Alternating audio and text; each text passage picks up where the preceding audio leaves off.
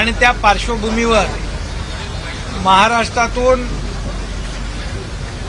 45 पेक्षा जास्तीच्या जागा महायुतीच्या आल्या पाहिजे यासाठी प्रत्येक मतदारसंघामध्ये शिवसैनिक पदाधिकारी, महिला आघाडी, युवा सेना अतिशय सक्षमपणे त्यांनी काम केलं पाहिजे। त्या बाबतीमध्ये आढावा बैठक, तिथल्या मतदारसंघाची माहिती, त्या मतदारसंघाचे इश्यूज आणि मोदी साहेबांना आपल्या राज्यातून, महाराष्ट्रातून 45 पेक्षा जास्तीच्या जागा मिळाल्या पाहिजे आणि त्यांचे हात बळकट झाले पाहिजे अशासाठी आजची आढावा बैठक होती।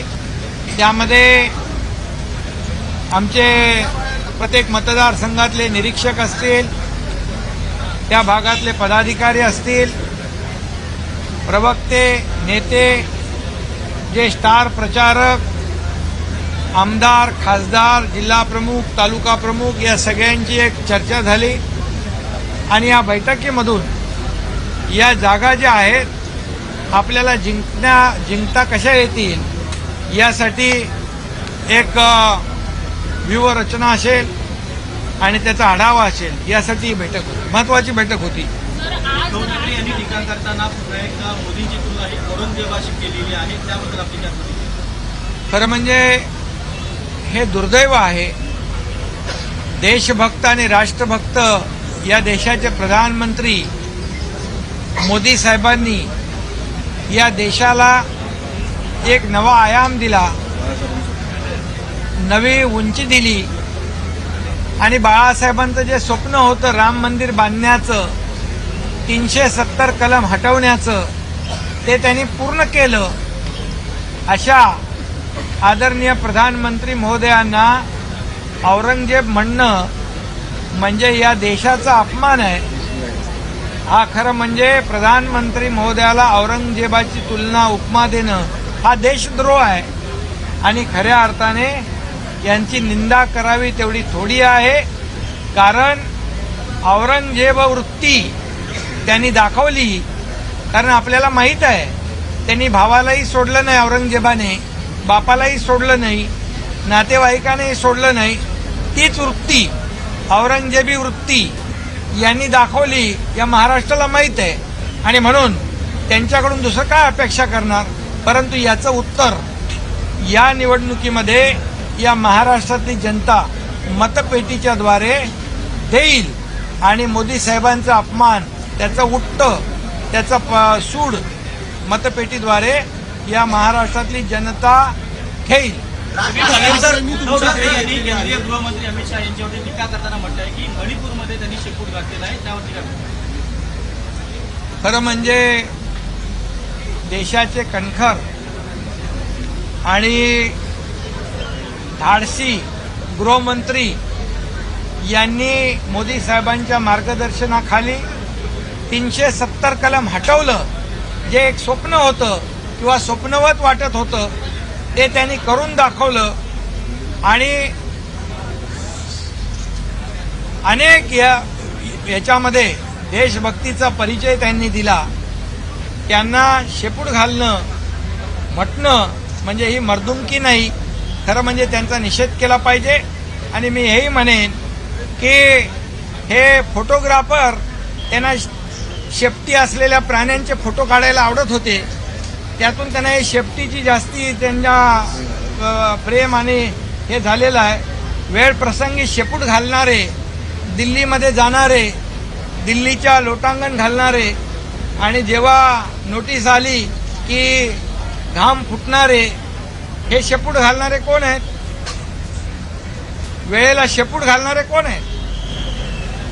आणि खुर्चीसाठी, सत्तेसाठी, मुख्यमंत्री पदासाठी कोणी शेपूट घातलं? सगळं सोडलं, विचार सोडले बाळासाहेबांचे।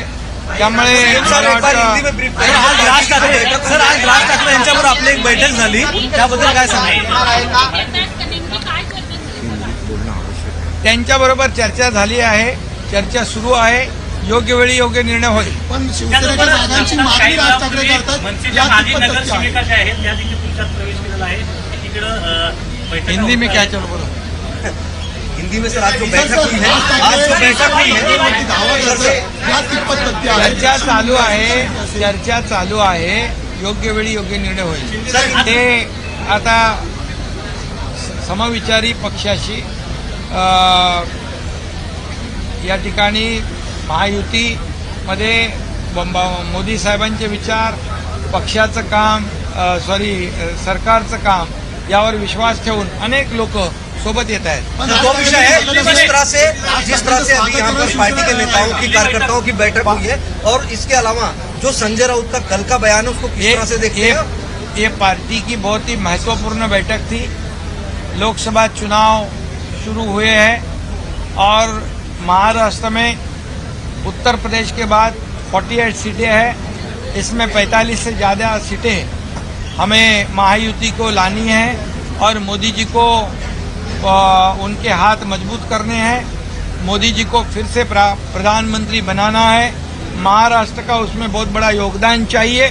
इसीलिए ये आढावा बैठक आज हमारे कार्यकर्ताओं की, पदाधिकारियों की ली हुई है और इससे निश्चित रूप से जितने 48 सीट्स है उसमें जो जो कैंडिडेट महायुति के होंगे, औरंगजेब कहना ये देशद्रोह है, ये देश का अपमान है और इसका बदला ये पूरी देश की जनता और महाराष्ट्र की जनता आने वाले चुनाव में मतपेटी द्वारा जरूर लेंगे. जो 370 कलम जिन्होंने हटाया, आदरणीय बाला साहब ठाकरे जी का राम मंदिर का सपना जिन्होंने पूरा किया, ऐसे आदरणीय प्रधानमंत्री जी का अपमान करना ये देशद्रोह के बराबर है. और जो ये जो कौन सा कब्र है जो नहीं ये मुंबई में याकूब मेमन की कब्र का उदात्तीकरण करना, उनको सजाना, ये कौन सा प्यार है? और सावरकर जी का अपमान करने वाले लोगों को साथ देना, ये कहा कि मर्दुमकी है. और इसलिए मैं यही कहूंगा, ये पूरे देशवासियों का अपमान है. आदरणीय मोदी जी ने देश को पूरी दुनिया में रोशन करने का काम किया है, एक नया आयाम देने का काम किया है, एक नई ऊंचाई देने का काम किया है. ये जेलसी है, ये पेट दर्द है और इसलिए इनका पेट दर्द ये जनता दूर करेगी और इनको घर पे बिठाएगी.